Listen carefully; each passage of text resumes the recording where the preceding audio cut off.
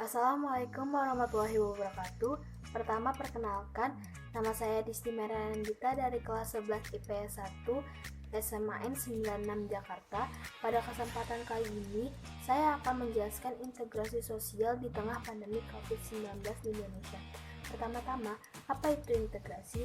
Integrasi itu adalah sebuah bentuk proses penyesuaian yang dimana berada di antara berbagai macam unsur perbedaan di dalam masyarakat dan akan terbentuk pola kehidupan yang memiliki fungsi keserasian atau persatuan. Menurut Surjono Soekarto, integrasi sosial merupakan sebuah proses sosial individu atau kelompok yang berusaha memenuhi goal melawan lawan yang disertai oleh ancaman dan kekerasan. Dan menurut Gilin adalah bagian dari proses sosial yang terjadi karena perbedaan fisik, emosional, budaya, dan perilaku. Lalu, faktor integrasi sosial ada 4, yaitu pendorong dan penghambat serta faktor internal dan eksternal. Integrasi didorong oleh toleransi atau saling menghargai, dan faktor penghambatnya karena kondisi masyarakat terisolasi atau kurangnya rasa toleransi dan kesadaran diri.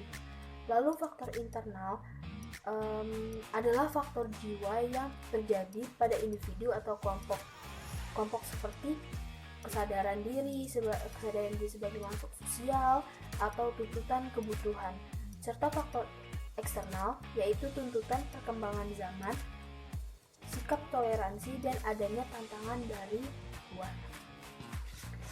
Mengapa terjadi integrasi sosial? Karena adanya toleransi tentang perbedaan masyarakat yang memunculkan sikap saling menghargai satu sama lain. Sikap terbuka dari suatu golongan juga mampu mendorong terjadinya integrasi sosial. Lalu, apa itu COVID-19? Untuk lebih jelasnya, mari kita simak video berikut yang dilansir dari laman YouTube Wajalah Bobo. Dan apa kaitannya antara integrasi sosial dan COVID-19? Tetap saksikan video ini. Beberapa waktu ini, dunia dihebohkan dengan berita tentang virus corona. Virus ini sudah menyerang ratusan orang di 16 negara. Tiongkok adalah negara yang dianggap sebagai asal dari virus ini, tepatnya di kota Wuhan. Ada beberapa gejala yang dialami seseorang saat terkena virus corona, yaitu demam dan suhu tubuh yang tinggi, batuk kering dan tidak berdahak, serta napas pendek atau kesulitan bernapas. Namun begitu, ada beberapa orang yang tidak menunjukkan gejala apapun, tapi ternyata terkena virus corona ini. Maka itu, kita harus selalu waspada dan tetap memperhatikan kesehatan kita. Nah, ada beberapa cara yang bisa kita lakukan untuk mencegah virus corona masuk ke tubuh kita. Pertama, rajinlah mencuci tangan, terutama sebelum dan setelah makan, serta setelah kembali dari luar rumah. Jangan lupa untuk mencuci tangan dengan sabun dan air yang mengalir sampai bersih. Kedua, gunakan masker jika bepergian keluar rumah, apalagi kalau teman-teman pergi ke tempat umum, seperti halte bis, stasiun kereta, atau bandara. Ketiga, tutupi hidung dan mulut saat bersin dengan menggunakan tisu atau lengan baju.